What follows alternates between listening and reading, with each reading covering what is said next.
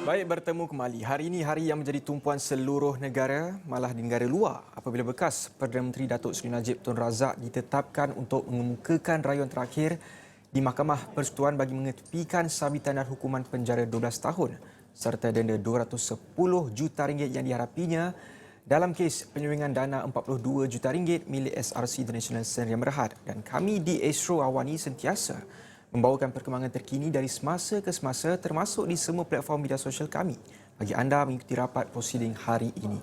Dan awal tengah hari tadi, Mahkamah Persekutuan telah menolak permohonan Ketua Pembelaan Datuk Seri Najib Razak, Hisham Teh Pottek untuk mengecualikan dirinya dari mewakili bekas Perdana Menteri itu.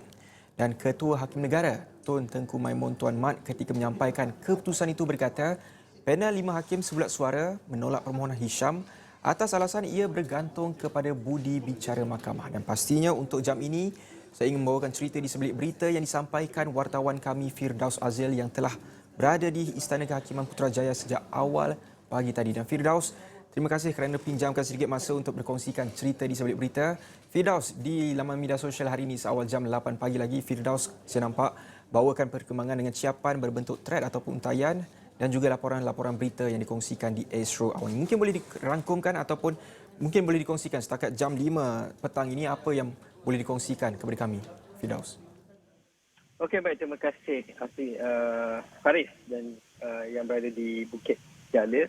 Pertamanya saya memohon maaf kerana tidak dapat menyediakan visual, tetapi visual yang telah saya sediakan sedutan daripada sidang akhbar bekas Perdana Menteri Datuk Seri Najib Tun Razak tadi mungkin boleh digunakan waktu saya membuat rumusan tentang apa yang terjadi hari ini, yang mana kalau penonton Astro Awani mengikuti laporan kami dan juga laporan-laporan media, pelbagai perkara yang agak mungkin saya boleh kongsikan ataupun saya gambarkan sebagai agak dramatik, di mana pada permulaan awal prosiding hari ini sebelum rayuan dimulakan, yang mana peguam bela ataupun ketua peguam bela Hisham Teh Pottek telah bangun sekali lagi cuba untuk memohon penangguhan atas alasan pasukan, kerana beliau baru sahaja menggantikan pasukan pembelaan terdahulu dan katanya kerana akibat kekakan masa tidak boleh menyediakan pembelaan yang efektif, dan juga sekiranya rayuan itu tidak diterima juga, maka beliau tiada pilihan lain selain daripada untuk mengecualikan diri. Dan perkara itu kalau kita ikuti rapat panel 5 hakim yang dipengerusikan oleh Ketua Hakim Negara sendiri, Tengku Maimun Tuan Mat, agak tidak berasa senang hati kerana beliau berkatakan bahawa keputusan itu sudah pun dicapai ataupun sudah pun dibentangkan pada Selasa lepas, sepatutnya perkara ini tidak berbangkit. Dan beliau juga mengatakan bahawa sekiranya Hisham mengambil keputusan untuk mengecualikan diri, maka itu akan mengakibatkan anak guamnya tidak berwakil, left without representation, legal representation. Dan adakah Hisham bersetuju sedar tentang perkara itu? Dan Hisham mengatakan ya. Maka ketika itu Tengku Maimun cuba berkatakan bahawa sepatutnya tidak menjadi isu, walaupun tarikh pun sudah ditetapkan, tidak ada lagi isu kononnya ada pasukan baru, tidak cukup masa dan sebagainya. Dan beliau juga mengatakan bahawa panel 5 hakim, kelima-lima hakim tertinggi ini merasa yakin dengan kemampuan Hisham untuk mewakili anak guamnya Datuk Seri Najib. Tetapi Hisham Teh masih seolah-olah tidak mahu berganjak daripada keputusannya, mengakibatkan hakim mahkamah terpaksa berehat seketika. Dan sejurus lepas mahkamah bersambung, Tengku Maimun menyampaikan keputusan sebelat suara 5 hakim tersebut bahawa mereka menolak permohonan Hisham untuk mengecualikan diri atas alasan sebab banyak sangat benda saya pun dah lupa juga atas alasan itu mungkin saya akan sambung kemudian. Tetapi selepas itu rayuan terpaksa bersambung seperti biasa, dan juga di mana ini adalah lari daripada kebiasaan ataupun konvensional, di mana sepatutnya rayuan itu dimulakan oleh pembelaan, namun kerana Hisham bertegas tidak mahu, tidak ada apa yang boleh beliau cakapkan, maka hakim mengarahkan untuk pasukan pendakwaan memulakan pujahan. Walaupun jadi sepatutnya pembelaan dahulu baru pujahan, tetapi ini agak luar biasa. Yang mana tetapi ketua pendakwa raya ataupun timbalan pendakwa raya yang dilantik mendapat nasihat khas iaitu Datuk B. Sitambaram meneruskan pujahan, dan kita dapat lihat benda-benda yang telah pun perkara-perkara dahulu yang diulang kembali sama ada di peringkat Mahkamah Tinggi tentang 7 dakwaan dan sebagainya, tentang SRC dan sebagainya, itu diulang kembali. Dan sejurus sebelum mahkamah ditangguhkan, Hisham sekali lagi bangun dan mengatakan bahawa beliau tidak boleh membuat menghantar ataupun memfailkan hujahan baru kerana jika tidak mendapat masa, dan itu sedikit sebanyak telah mengakibatkan Tengku Maimun macam masih orang kata wasn't pleased, tidak berapa senang hati, dan dia berkata sekiranya Tuan Haji yang merujuk pada Hisham ni sekiranya masih tidak mahu, itu terpulang, tetapi ia akan betul seperti biasa sebelum mahkamah ditangguhkan sekitar pukul 4.30, 5.30 tadi. Dan selepas itu mahkamah ditangguhkan,